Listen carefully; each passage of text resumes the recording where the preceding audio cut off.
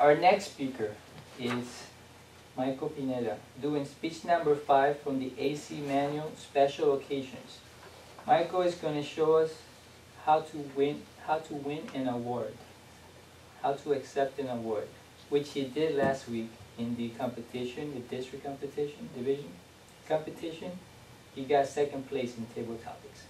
Yeah.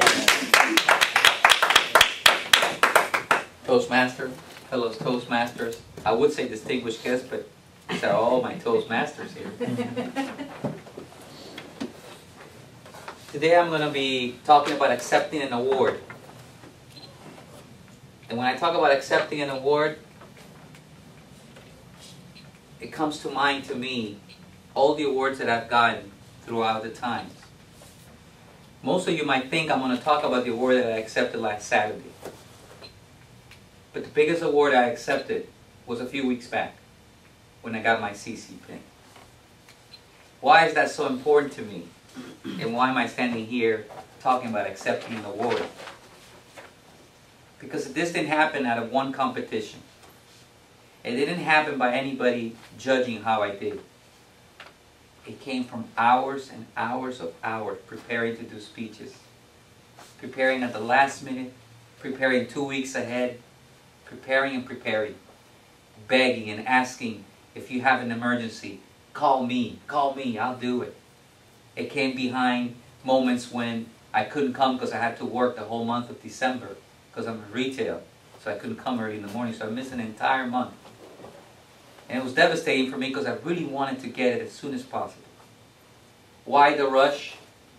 Because I knew as soon as I got this award, the CC award, I would then work on my next award to get the bronze. But I couldn't accept this award without thanking those that made it happen for me. I want to start recognizing some people in this room. First person we'll recognize is Ronald. Ronald was one of the first ones that he took the time to take me out for breakfast. Ronald, I will never forget that day. It seems like it was yesterday. I know it was way back. But it made me realize how important it is to have a relationship with somebody in the club. How important it is for you to cultivate what is to be. Ronald made me realize that this is not just a club like many others, but this is more like a family. And I am so grateful to him for that small moment in time that we went to breakfast. All he could talk about is what he wanted to do, his ambitions, and the things that he was thankful for. And it made me realize how thankful I am to have met him. It doesn't stop there. I also want to thank Louis. Louis has been very kind to me, very patient with me. What I mean by that is, he always takes the time to let me know, maybe not this week, next week, we got to get other speakers on board. But maybe we can do this, and maybe we can do that. He's always ready to help me out. He was the one that inspired me to go ahead and go to other clubs. I wouldn't have gotten my CC if Louis hadn't told me I can go to other clubs and see if they have space for me. Go ahead and give it a try. And I did. I've gone to 6 different clubs so far, given speeches in 3 different ones besides this one, in front of crowds that I've never seen before. But I know today that would have never happened unless Louis would have told me, not once, not twice, but 3 times, it's okay to go to other clubs. Just make sure they sign that. Make sure they evaluate you. So I give you credit for it. Louis, I remember. Thank you so much. Today I couldn't accept an award if it wasn't for a president. A president, when I got here, was the treasurer. She was always here, available, on any questions. I'm really appreciative about our president is because in her biggest time of grief, she still found time to continue the club. When most of us would be unbearable, it would be unbearable to her. She knew what her call of action was.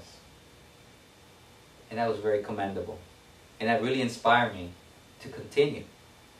I gave out a speech, my number 11th, in a crowd of over 150 for the Miss Florida pageant. Miss Homestead pageant. And that counted as a CC, one of the things that you needed to do for the competent leadership. that you have to give to the community back. I know today I could not have done that if I didn't think of the struggles that Jacqueline went through. I had barely a voice, but there was a microphone, and so that microphone carried me through. This award is a representation of all that. But I couldn't stop there. Every time I would send an email and say, I'm ready to serve, someone would always encourage me, telling me, I'm ready to serve too. I'm talking about you, Patricia. She inspires me in her emails. She inspires me in the way that she relentlessly never rests to get things done. She's sick today. I know that. She don't have to tell me, but she's still here. She's been sick, I don't know for how long, but she won't stop. She reminds me not of her size, but because of her will, of the Energizer Bunny. She keeps going and going and going and going. So I'm so thankful to that, because that's very inspiring to someone like me. Someone like me that at times it's easy for me to say how great someone is or how great something is, but it's really difficult to be sincere about the greatness that exists in this club. But lastly, I want to thank my mentee that's sitting right across from me.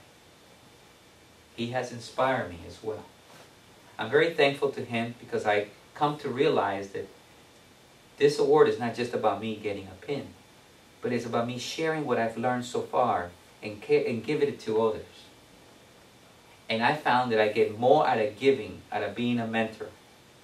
No offense, mentee, but I can't wait for my next mentee because I want to keep on whatever I know, whatever knowledge I've acquired.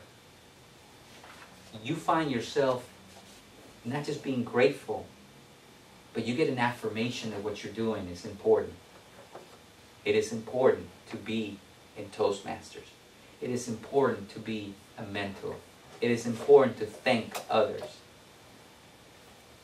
So here I stand, saying one of my most famous quotes that I've always reiterated to this crowd.